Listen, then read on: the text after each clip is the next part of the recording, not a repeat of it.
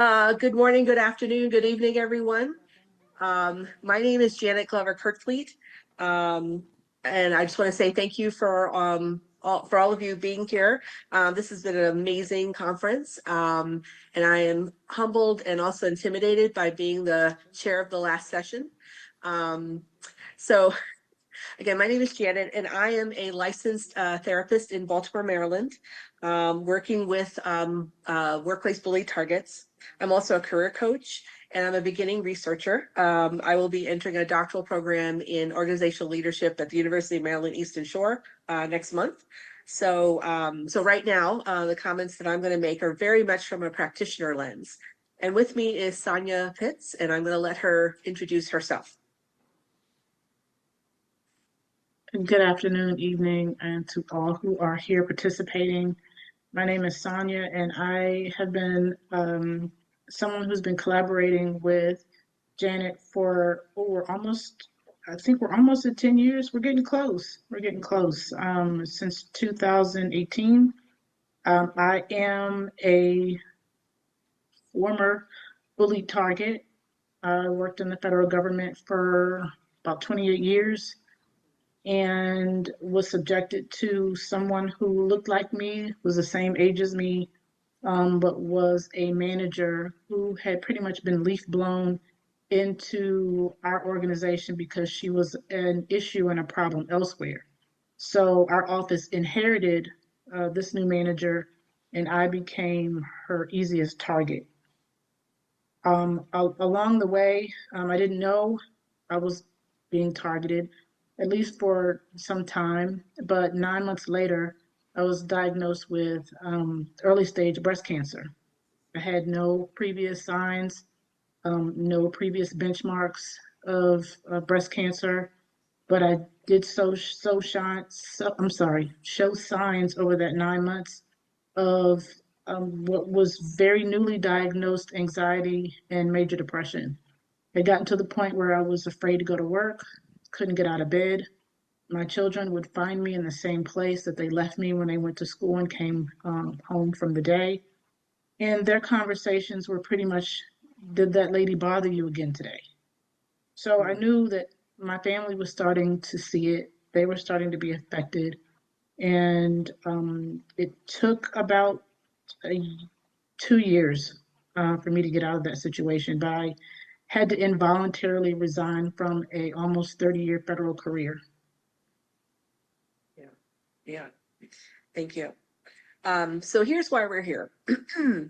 So what we have observed is that someone in the early crisis of workplace mobbing is facing career disruption, acute trauma, legal questions, financial fear, and isolation, often all at once. There are skilled people out there to help with each of these pieces. What I don't think exists at this point, at least on a national scale, maybe some on a local level, is anything that coordinates those skilled people around the survivor or the target. And I think that's critical, that connective tissue is what we want to talk a little bit about and see if we can get rolling. So we've heard at this conference again and again what that isolation cost.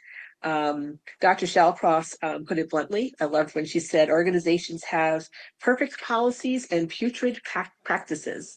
The response to a complaint is often experienced as greater harm than the original mobbing.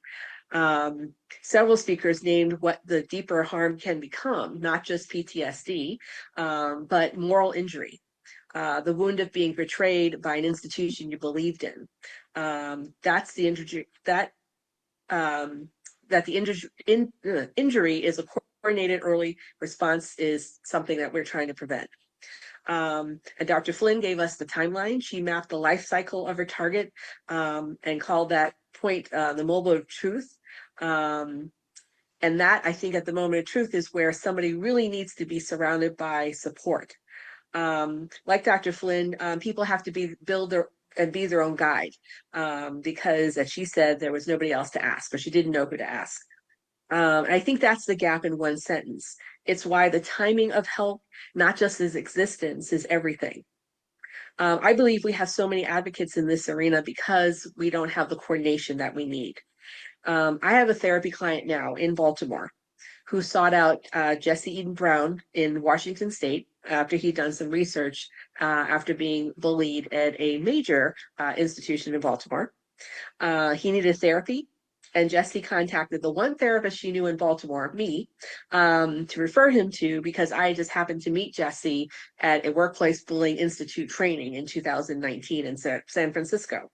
So I believe that Target should not have to work this hard. Um, so we're proposed borrowing from two different existing models.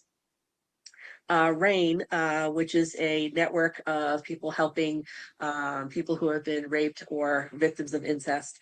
They run a national system that connects survivors to vetted local providers. So they are the connective tissue, not the service itself. There's many other examples and ways of coordinating. This is just one.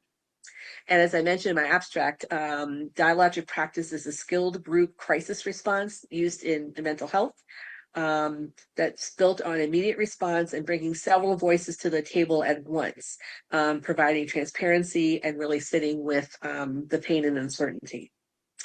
And that's why vetted matters. Dr. Coverola, I don't know if I'm saying that right. I apologize. She showed us that mobbing and moral injury are not the same wound, and the wrong help makes it worse. So trying to cognitively restructure someone whose moral compass has been violated, it can deepen the harm. So it can't just be a list of providers. It has to be a matched, informed panel. And that's what a coordinating layer would do for a survivor who is still, is Googling at night, at midnight, trying to find some help. We've already seen many examples of where coordination has helped. Dr. Vigor was mobbed at Oxford, and he formed the Free Speech Union. Dr. Cerruti in Argentina, mentioned working alone. She has also called for a mobbing registry, a journal international network. So we have the journal, we have the network. I think we need the registry.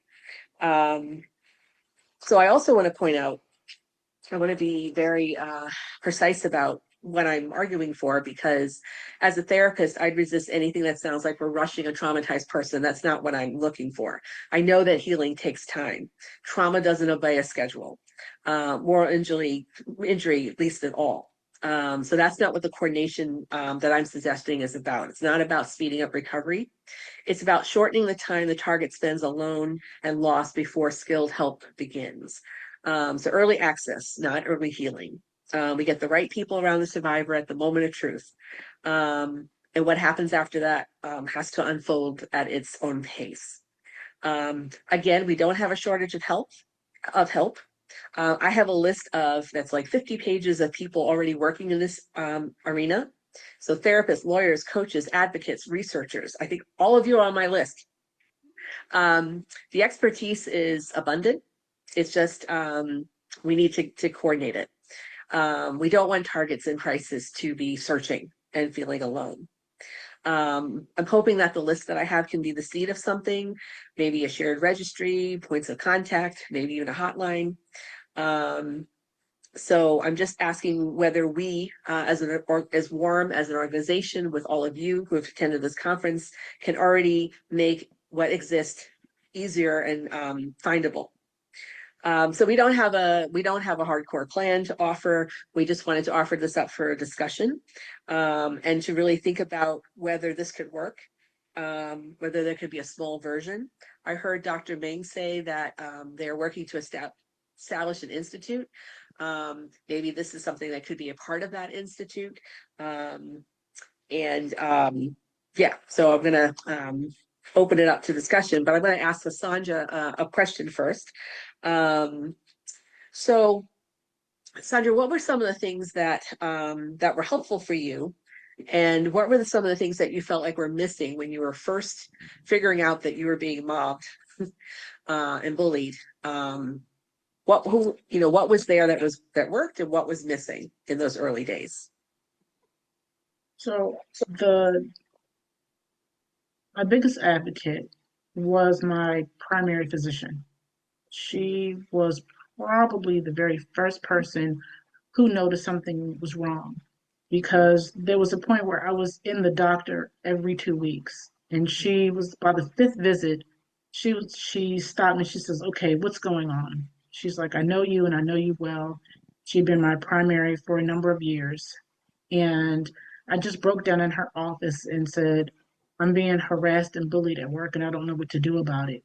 So she engaged, and instead of moving on to the next patient, she engaged with me in that conversation, immediately wrote a leave of absence letter for 3 weeks, of which I was not prepared to take. I had planned um, leave that I needed to take for the summer for my kids, and it would require that I would use this leave. But she says, "I'm not going to have something happen to you on my watch. So here's the letter. I need you to take the 3 weeks." So just so happened I had to go back to work that day. Mm, As soon as I had got back into the office, the supervisor started it on me. I mm, immediately just pulled out the letter and handed it to her. mm, I went to the doctor. I mean, during that 3 weeks, I didn't know what to do with myself because this was unplanned leave. So I started taking care of myself and going to the dentist and the doctor. I scheduled a mammogram. And because of that absence, those 3 weeks that I took, they discovered that I had early stage 0 breast cancer.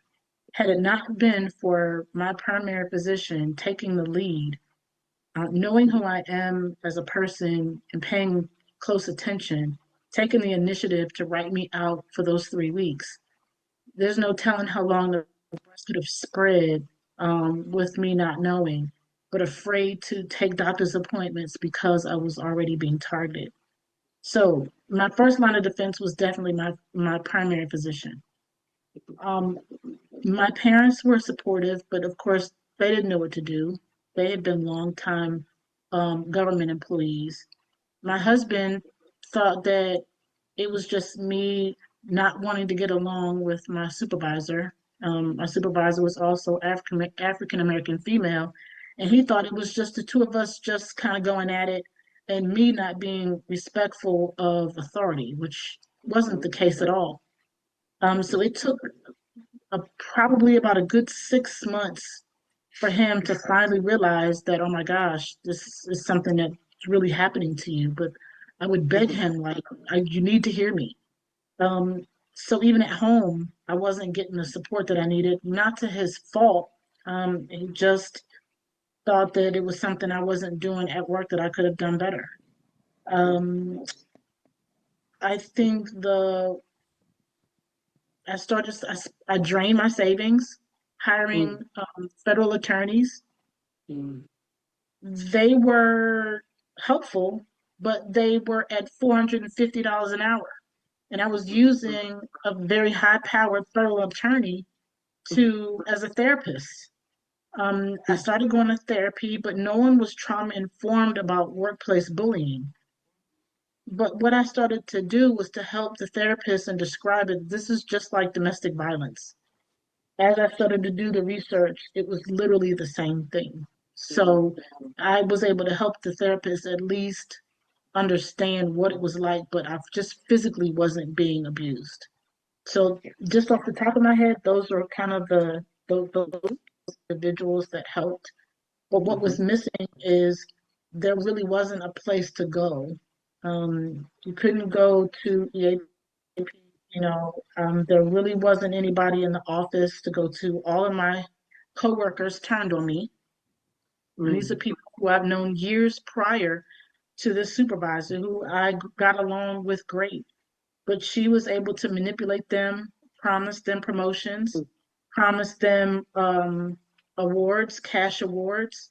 mm. And as I left the office and found out after I resigned, she made good on all those promises. Oh, All those wow. promises that she said that she would help people, she did. And she did it because she knew that if she did not satisfy those promises, that those same people would probably turn on her. Mm, So there was some benefit to it. mhm, mhm. Yeah. Wow. Wow. Yeah. Thank you for that. Um, Another point I want to make before I turn it over to um, comments or questions or anything that the group would like to offer is that I heard Dr. Ming say that, the WARM is very focused on research, which makes a lot of sense. I'm bringing this to researchers because I believe that, whatever gets formed, whether it's a registry, a catalog, whatever, I think that studying and monitoring should happen from the start. And that is something that WARM would be, has the intellectual resources certainly to do. I think that, that instinct is, more than just practical. I think it would be methodologically sound, and also would point towards all the other efforts that are underway, the legal efforts, getting the word out there efforts. I mean, there's a lot of things that I think if we have if we could coordinate a response to the targets. And again, I said, I'm a practitioner, I'm very target focused. I think that could also benefit the research community. You know, Monitoring, studying, coordinating. We always want to start with articulating the purpose and taking inventory of what already exists. And, and WARM is amazing at that. We don't want things to be duplicated necessarily. We want data to be comparable. And